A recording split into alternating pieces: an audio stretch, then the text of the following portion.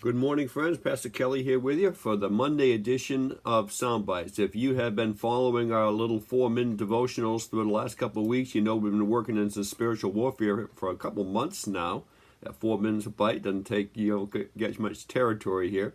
Friday, we introduced garbage zone number 2, and we were talking about significance and purpose. I want to continue with that a little bit because the purpose, missing a purpose in your life, is an incredibly formidable foe, and it's a huge area where the rats love to attack the garbage in a Christian's life. I know when we lost our daughter, I've said this many times, I lost my purpose for 5 years. It took me 5 years to really put my mind back together and be content in my purpose. So many believers have what I will call a messed up purpose. They have a misconstrued idea of what that even means.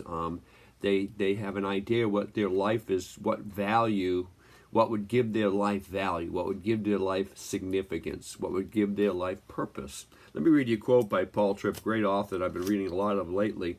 There will always be a mystery in your life. God will always surprise you with what he brings your way. You will always be confronted with the unplanned and the unexpected. All of this is because you don't rule your own life, and you don't write your own story. And the one who does rule and the one who does write doesn't tell you everything you need to know about your life and his plan. It's a bummer, but it's true.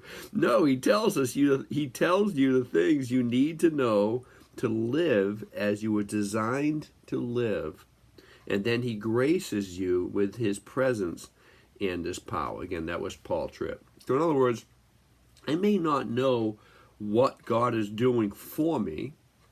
I may not know what God is doing through me. Okay? And that's a big one. So we all want to be used by God in a way that we oftentimes like to designate. But I always know what God is doing in me. He is always transforming me into Christ's image. Now I ask a question to myself, is that enough?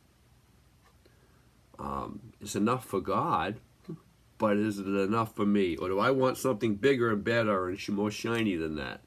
Is that enough to know God right where we're at, to enjoy him right where we're at, to draw next to him whether I'm preaching the gospel or I'm scrubbing a floor? Doesn't much matter. Draw near to him in thankfulness and a worshipful heart just where I'm at.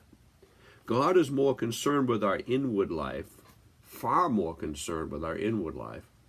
Absolutely concerned with our inward life, way above and beyond our outward life and things that we can do.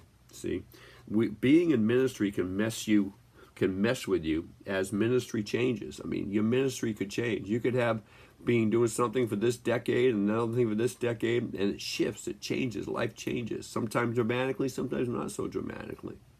If we don't wrap our purpose into who Jesus Christ is, his death, burial, and resurrection, his unconditional love, his mercy, his grace, the acceptance, and his adoption of us into his family, then we are opening ourselves up for the constant mental scrubbing, and as Oswald Chambers calls it, grubbing about.